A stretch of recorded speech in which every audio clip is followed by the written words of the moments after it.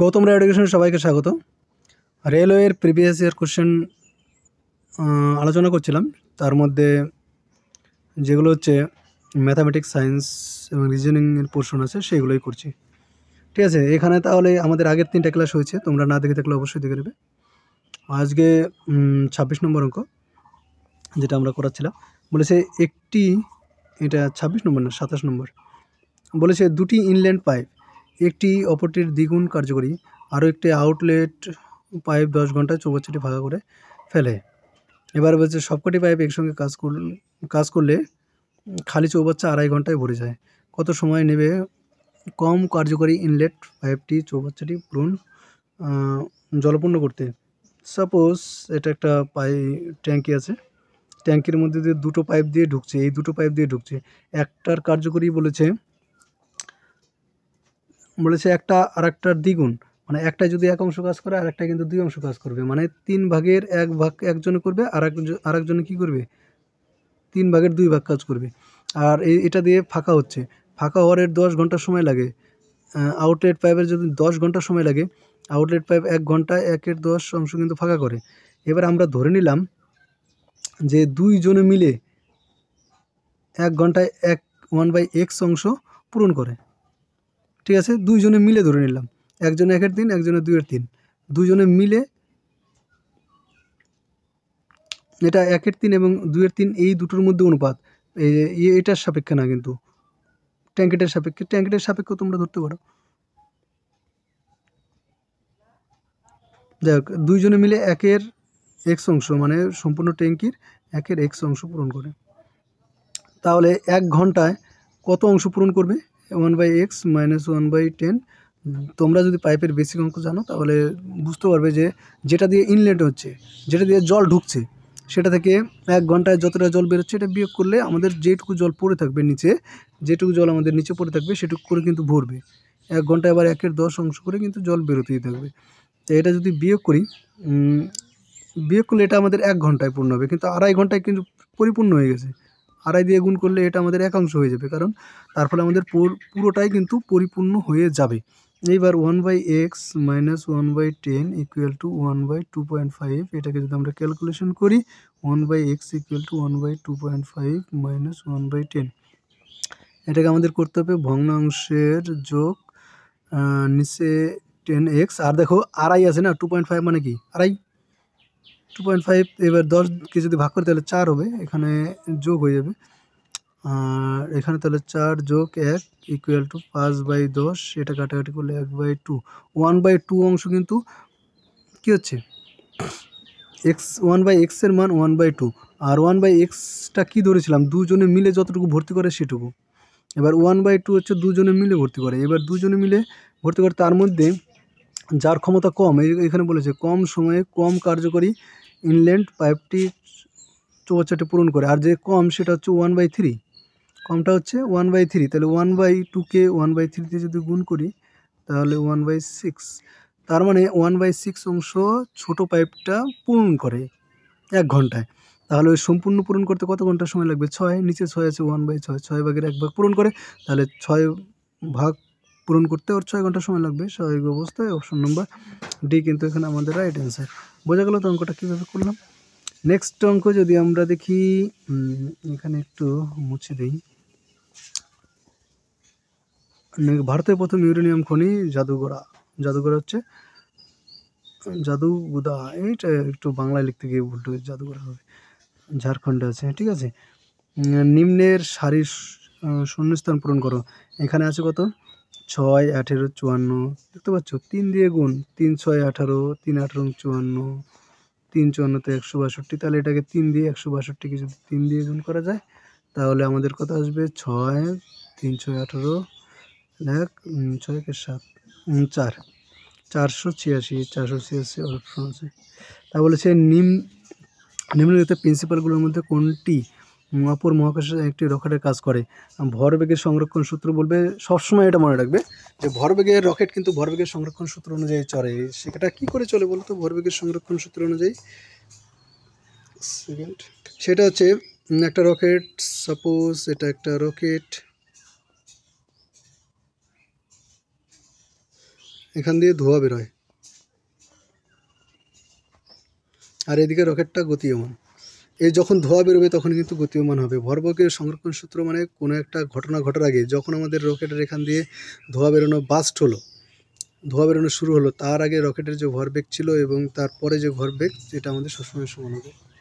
ঠিক আছে, ভরবেগের সংরক্ষণ সূত্র এটাই, যে আগেকার ভরবেগ এবং ঘটনা ঘটে যাওয়ার পরের ভরবেগ আমাদের সমান হবে। যখন এটা আমাদের ধোঁয়াটা বেরোবে তখন একটা বেগ লাভ করবে, আর এই বেগকে সংরক্ষণ সূত্র অনুযায়ী টোটাল আমাদের যে সিস্টেমের ভরবেগ সমান রাখার জন্য, বেগ সমান রাখার জন্য আমাদের রকেটটা কিন্তু এগিয়ে যেতে হবে।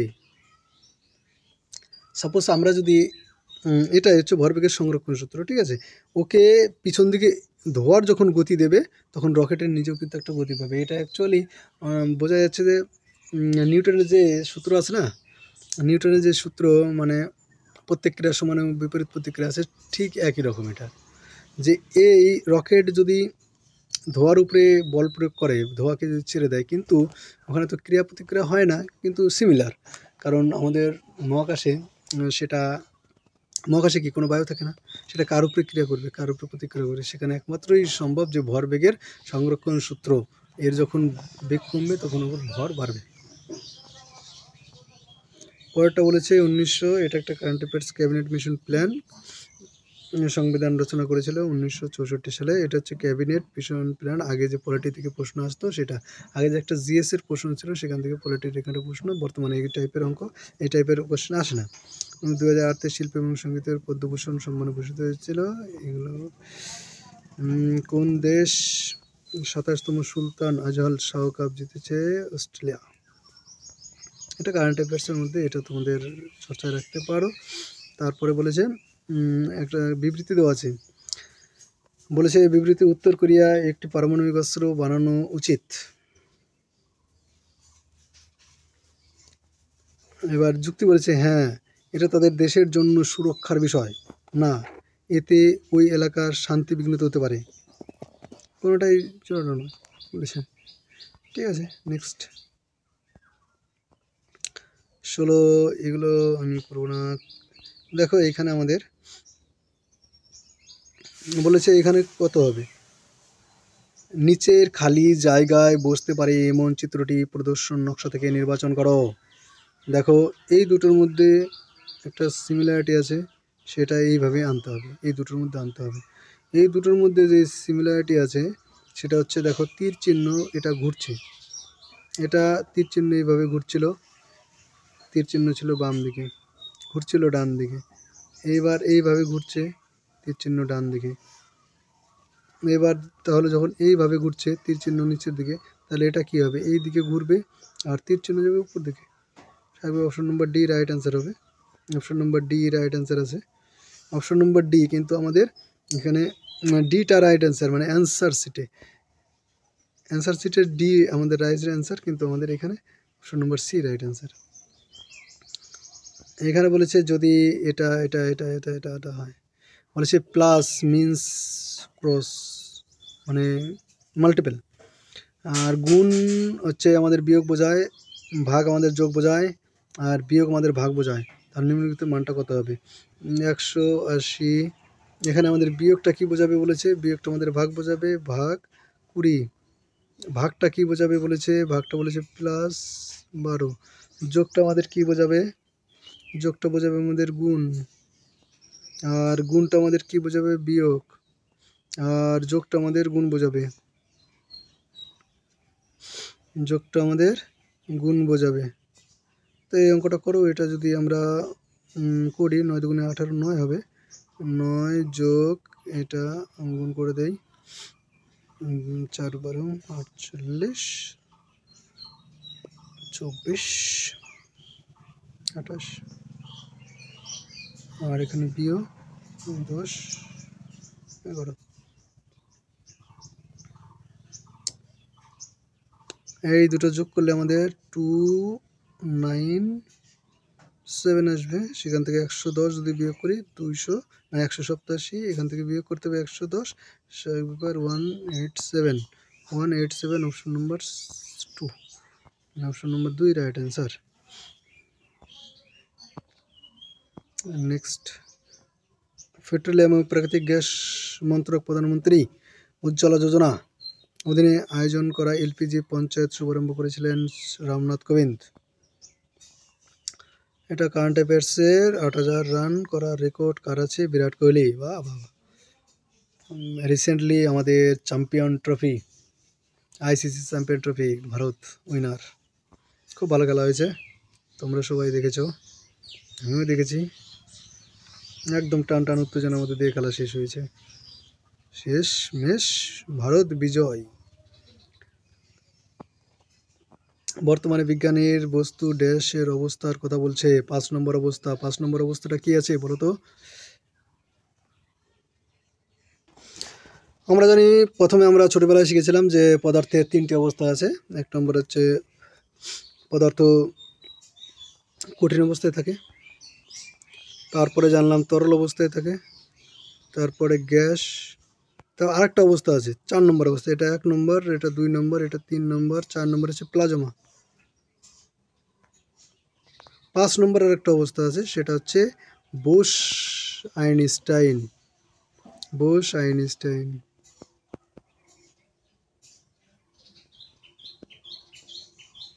বোস আইনস্টাইন অবস্থা, এটা নিয়েই বর্তমানে কাজ চলছে, প্লাজমা। 4 নম্বর, এটা মনে রাখবেন। একটি অনিষিক্ত মানব ডিম্বাণু থাকে এক্স ক্রোমোজোম। একটি এক্স ক্রোমোজোম অনিষিক্ত মানব ডিম্বাণুতে সাপোজ একটা ফিমেল আর মেল, ডিম্বাণু সবসময় ফিমেলের থাকবে, ফিমেলের কিন্তু সবসময় এক্স এক্স ক্রোমোজোম থাকে, আর মেলদের এক্স ওয়াই ক্রোমোজোম থাকে। এইবার যখন আমাদের এই ডিম্বাণু এবং শুক্রাণুর মিলন ঘটে, তখন আমাদের এই কয়টা কন্ডিশন ঘটতে পারে। এই এক্সের সঙ্গে এই এক্স, মানে একটা ফিমেল থেকে আসলে আরেকটা মেল থেকে, এর ফলে আমাদের এক্স এক্স হয়ে যাবে। এক্স এক্স যখন হয়ে যাবে তখন আমাদের একটা কন্যা সন্তানের জন্ম দেবে ফিমেল। আবার যখন এখান থেকে এক্স আসবে, এখান থেকে ওয়াই আসবে, তখন এক্স ওয়াই, এটা আমাদের একটা মেল সন্তানের জন্ম দেবে। আবার এরকম হতে পারে, এই কন্ডিশনটা এরকমই হবে, এক্স ওয়াই, এখান থেকে যখন ওয়াই আসবে, এবার এক্সটা আমি এখান থেকে দেখেছি না, এক্স, এই এক্সের সঙ্গে এই ওয়াইও মিলন হতে পারে, তখন এক্স ওয়াই আমাদের একটা মেল মানে বালক জন্ম দেবে, বালক। আবার ধরো যে এই এক্সের সঙ্গে এই এক্স হলো, এই এক্সের সঙ্গে এই এক্স, এই এক্সের সঙ্গে এই এক্স যখন হবে, তখন আবার এক্স এক্স, তখন আমাদের একটা কন্যা সন্তানের জন্ম দেবে, ফিমেল। এইভাবে কিন্তু আমাদের ক্রোমোজোম কার্যকরী হয়, তোমরা বায়োলজিতে দেখবে ডিটেলসে। নিচের কোনটি ক্ষারকের ক্ষেত্রে সত্য নয়? ক্ষারকের ক্ষেত্রে সত্য নয় বলেছে লাল লিটমাসকে নীল করে, জলীয় মাধ্যমে তো ওএইচ, ওএইচ এটা সত্যি। লালকে নীল করবে, এটাও কিন্তু ক্ষারের জন্য সত্যি। আর বলেছে এটি স্বাদে তেতো না, এটিও সত্যি, এটিও সত্যি বলা হয়েছে। অ্যাকচুয়ালি খাটটা হবে একটু কষা কষা টাইপের, তেতো টাইপের বলা যেতে পারে, সেটা মানে তেতো কষা কষা কষা হয়, খার অ্যাকচুয়ালি কষা কষা হয়। তেতো বললেও সেটা ভুল নয়, সেটাও ঠিক। এখন তো নীল লিটমাসকে লাল করবে, এটা হচ্ছে একমাত্র আমাদের অ্যাসিডের ধর্ম। হ্যাঁ, অ্যাসিডের ধর্ম, এটা অ্যাসিডের ধর্ম হচ্ছে নীলকে লাল করে। তাহলে মনে রাখবে, অ্যাসিডে হচ্ছে নীলকে লাল করবে, আর ক্ষার যেটা হচ্ছে বেজ বলে, হ্যাঁ ইংরেজিতে, এটা হচ্ছে লালকে নীল করবে, এটা একদম। আর তোমরা জানো এই যে অ্যাসিড এবং ক্ষার, এই দুটো অ্যাসিড এবং ক্ষার, এই দুটো অ্যাসিড এবং বেস, এই দুটো মিলে সবসময় হবে সল্ট, লবণ হবে, লবণ উৎপন্ন হবে। আর একটা এখান থেকে তোমরা পড়ে রাখবে, সেটা হচ্ছে পিএইচ লেভেল। পিএইচ লেভেল 7কে নর্মাল ধরা হয় আর কি, 7 হচ্ছে নর্মাল, 7-এর উপরে গেলে আর নিচে গেলে, নিচে আসলে অ্যাসিড, উপরে গেলে ক্ষার। যত নিচে আসবে তত অ্যাসিডের পরিমাণ কিন্তু বাড়তে থাকবে। এখান থেকে বলেছে cosec theta plus cot theta equal to 2.5 হলে কোসেক থিটার মানটা কত হবে, আমাদের এখান থেকে বের করতে হবে। এই অঙ্কটা করার জন্য আমাদের যে এর আগের দিন 3টা সূত্র বলেছিলাম, সেই সূত্রগুলো আমাদের কাজে লাগবে। কোনটা বলো তো?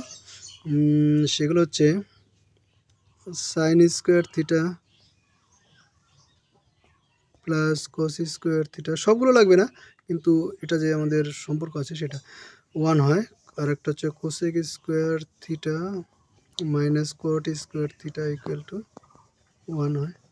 এটা আমাদের কাজে লাগবে। আর একটা আছে sec square theta minus tan square theta to 1।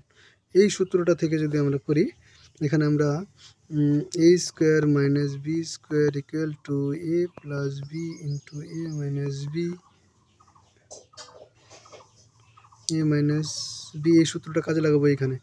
এখানে হচ্ছে কোসেক থিটা মানে a আর কট থিটা মানে b। তাহলে এটা যদি কাজে লাগাই তাহলে আমাদের এইখানে চলে আসলো, এইদিকে দেখো, এখানে চলে আসবে cosec theta plus cot theta into cosec theta minus caught theta equal to 1। এইখানে আমাদের কোসেক থিটা প্লাস কট থিটার মান দেওয়া আছে 2.5, এখানে বসিয়ে দেবো 2.5। এই 2.5টাকে আমরা ডান দিকে নিয়ে আসবো, তাহলে 1/2.5 হয়ে যাবে। তাহলে cosec theta minus caught theta equal to 1/2.5। ঠিক আছে, বুঝতে পারলে তো 1/2.5 কী করে আসলো? এখানে মানটা বসাবো, তার মানে এই জায়গাটায় আমি মুছে দিচ্ছি। হ্যাঁ, এই জায়গাটায় আমাদের চলে আসবে 2.5। এই 2.5টা এদিকে নিয়ে আসলে ওটা হবে।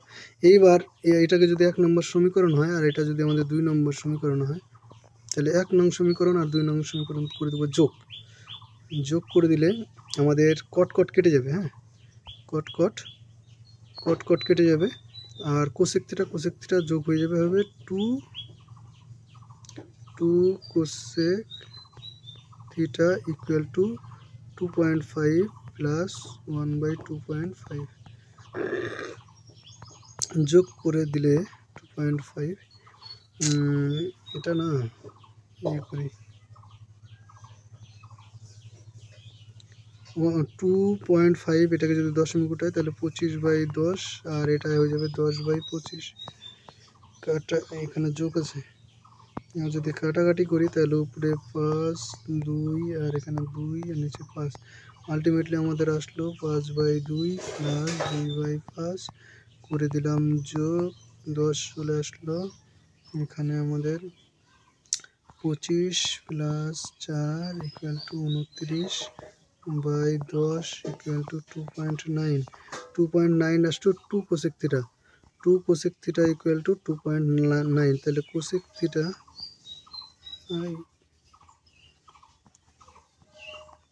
থিটা ইকুয়াল টু 2.9/2, এটাকে করলে 1.45 হবে। 1.45, option number D right answer. বোঝা গেল তো অঙ্কটা?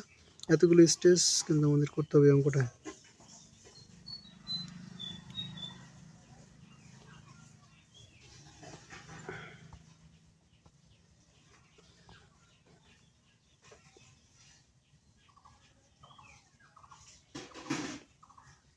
প্রশ্নচিত্র আর উত্তরচিত্র, আমাদের উত্তরচিত্রে কোনটা হবে সেটা আমাদের বলেছে। এই দুটো থেকে সিমিলার, বুঝতে পারছো? প্রথমটায় বৃত্তর মধ্যে আছে ত্রিভুজ, তারপরটা ত্রিভুজের মধ্যে বৃত্ত, আর এটা হচ্ছে চতুর্ভুজের মধ্যে, না ত্রিভুজের মধ্যে, এটা ত্রিভুজের মধ্যে একটা বর্গক্ষেত্র দেওয়া আছে। তাহলে এটা কি হবে? বর্গক্ষেত্রের মধ্যে একটা ত্রিভুজ হবে।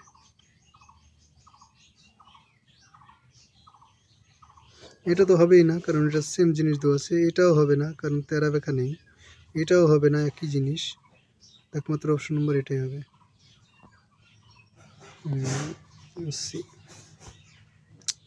একটি কোড ভাষায় এতকে এত হিসাবে লেখা হলে এত এর কোড কত? কে এর জায়গায় পি আছে। ঠিক আছে বন্ধুরা, আজ এই পর্যন্তই।